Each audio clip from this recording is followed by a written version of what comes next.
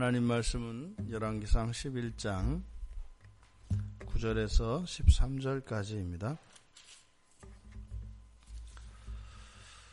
우리 같이 한 목소리로 함께 읽겠습니다. 솔로몬이 마음을 돌려 이스라엘의 하나님 여호와를 떠나므로 여호와께서 그에게 진노하시니라.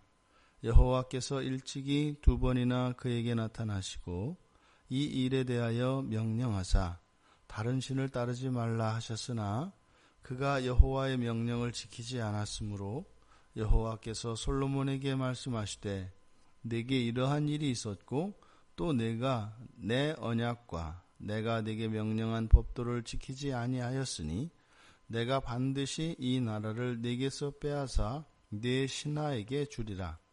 그러나 내 아버지 다윗을 위하여 내 세대에는 이 일을 행하지 아니하고 내 아들의 손에서 빼앗으려니와 오직 내가 이 나라를 다 빼앗지 아니하고 내 종 다윗과 내가 택한 예루살렘을 위하여 한 지파를 내 아들에게 주리라 하셨더라. 아멘.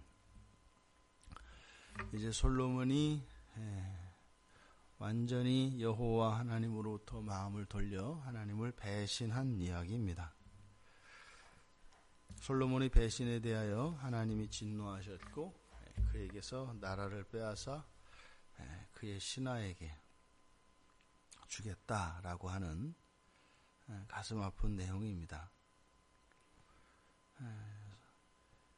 이렇게 솔로몬이 하나님을 배신해서 여호와께서 떠났다. 여호와께서 그에게 진노하셨다. 지금 마음이 떠나고 여호와로부터 진노를 받게 되는 것은 바로 솔로몬인데 솔로몬은 이 나라의 왕입니다. 그러면 한 나라의 왕이 하나님으로부터 마음이 돌아섰고 또 하나님은 그 왕에게 진노를 내리기로 하셨다. 이것은 단지 한 개인의 일이 아니라 그 나라, 그 국가 전체에 하나님의 진노가 임한 것을 의미합니다. 그러니까 우리들이 한 개인으로서 뿐만 아니라 우리들은 어딘가에 소속되어 있게 되고 어느 공동체를 대표하게 되는데 우리들 한 사람 한 사람의 신앙, 그 하나님과의 관계가 내가 속한 공동체, 특별히 내가 책임을 맡고 있는 그 공동체에 직접적으로 영향을 미친다는 것을 알게 됩니다. 하나님께서 말씀하시기를 두 번이나 그에게 나타나셨다. 그래서 2번이나 나타나셔서 다른 신을 따르지 말라고 하였는데 여호와의 명령을 지키지 않았다. 지금 여기서 2번 나타나신 사건은 열왕기상에서 3장 5절에서 14절 그리고 9장 2절에서 9절 이렇게 2번입니다.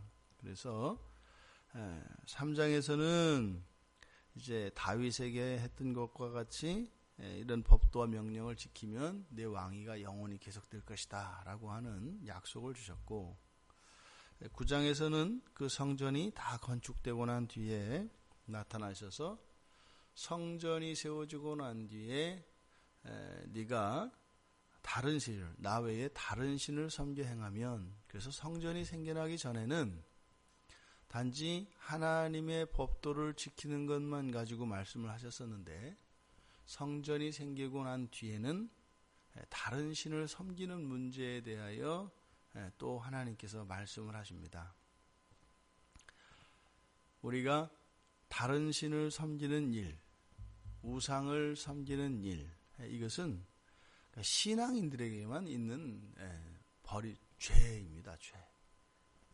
그러니까 다른 신을 섬기고 우상을 섬기는 일은 이런 신앙이 없는 사람들에게는 일어나지 않는 일입니다. 그러니까 성전이 세워지고 나면 우리가 예수 그리스도를 구주로 받아들이고 하나님을 온전히 믿기로 선포하고 나서면 그때부터 우리는 또 다른 죄가 하나 따라다니기 시작하는데 그게 무엇이냐면 하나님이 아닌 다른 것을 섬기도록 하는 것입니다.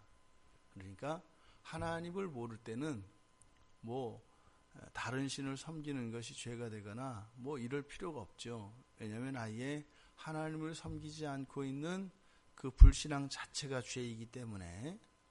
그러니까 하나님을 믿게 되었다 한다고 해서 불신앙으로부터 벗어나기는 하지만 여전히 불신앙에 버금가는 다른 신을 섬기는 이런 죄가 우리를 유혹합니다. 그러니까 하나님이 실제로 솔로몬에게 이렇게 2번 나타나신 사건, 이것은 그러니까 직접 하나님이 직접 나타나서 계시, 솔로몬이 직접 계시를 받은 사건이거든요. 그러니까 우리들이 한번 입장을 바꿔서 생각을 해보세요. 하나님이 정말 우리 평생에 단 한 번이라도 분명하게 하나님이 직접 우리에게 나타나셔서 계시를 하셨어요. 그걸 잊을 수가 있겠습니까? 그럴 수가 없습니다.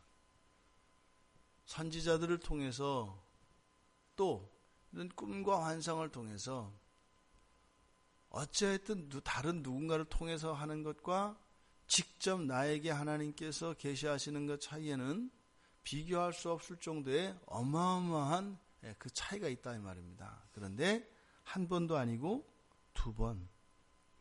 2번 직접 계시를 하셨는데 그렇다면 그 말씀을 온전히 들을 법하지 않습니까? 듣는 게 정상이라고 할 수 있습니다. 그런데 솔로몬은 법도를 지키지 않습니다. 누누이 말씀드립니다만 우리들의 이런 타락은 하나님의 사랑에 기초합니다. 구약에서는 타락은 여호와를 경외하지 않음으로써 타락을 하게 됩니다. 그러니까 두려움이 사라지면 죄를 짓게 된다 이 말이죠. 그러니까 경외하지 않게 되어지는, 그러니까 이 여호와를 경외하는 것과 상반되어지지만 그게 같은 것이 사랑입니다. 사랑. 그러니까 여호와 하나님을 경외하는 것과 여호와 하나님을 사랑하는 것은 양극단에 있는 것 같은데 이것이 우리가 하나님과 관계를 맺고 있을 때 동시에 우리 속에서 나타나는 양극단의 모습입니다. 두려움은 사랑이 없는 대상에 대해서 가지는 거죠. 사랑은요, 완전한 사랑은 우리의 마음속에 모든 두려움을 사라지게 합니다.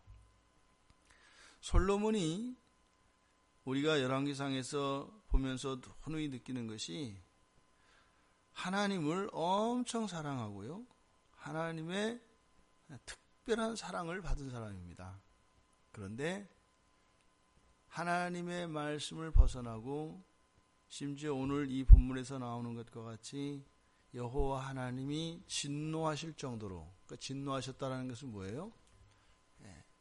그 마음에 요만큼도 빈 구석이 없이 악이 가득 찬 상태를 말합니다.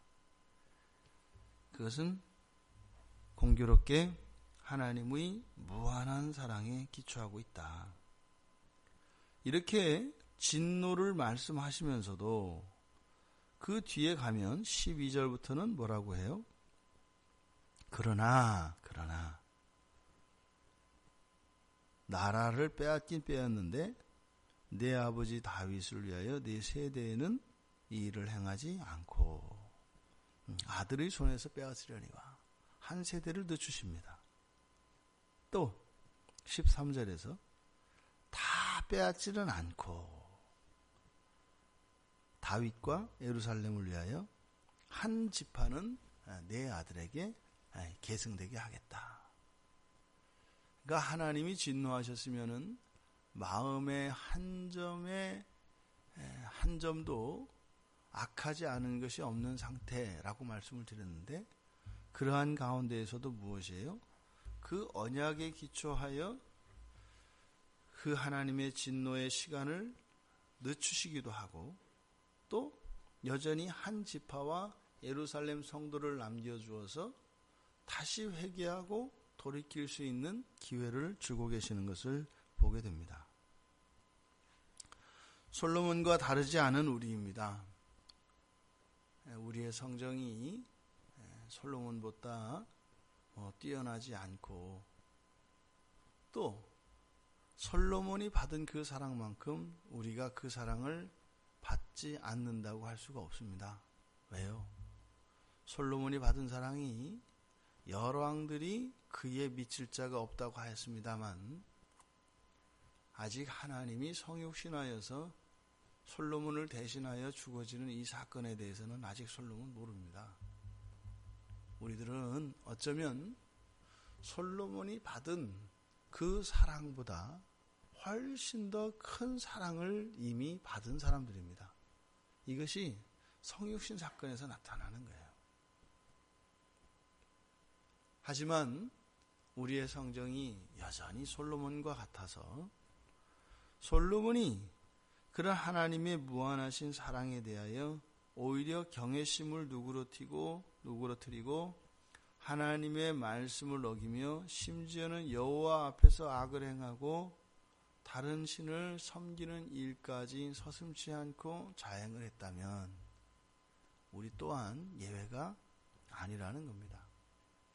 솔로몬을 통해서 타락한 인간의 본성을 보게 됩니다. 하지만 또 솔로몬은요, 우리를 구원하신 예수 그리스도의 예표론적 인물이라고 했습니다. 그러니까 우리들 안에 있는 인간의 이런 죄성과 함께 또한 우리를 예수 그리스도께서 구원하셔서 새롭게 되어지는 우리의 본성이 또한 우리 안에 동시에 있습니다. 그래서 우리가 의지할 것은 오직 예수 그리스도 뿐인 것입니다. 그래서 어떻게 해요?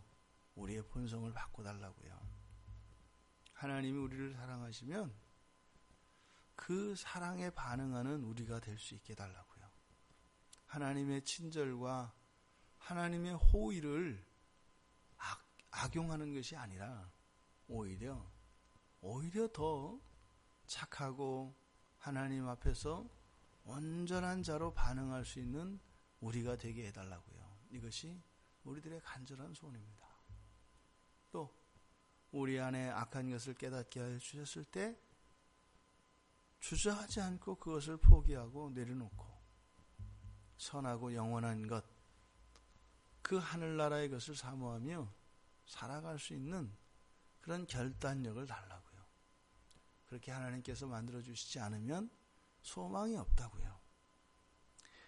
오늘 하루 또 이 한 주가 그렇게 여러분의 마음의 소원을 따라 일하시는 그 성령의 충만한 은혜가 부어지기를 바랍니다.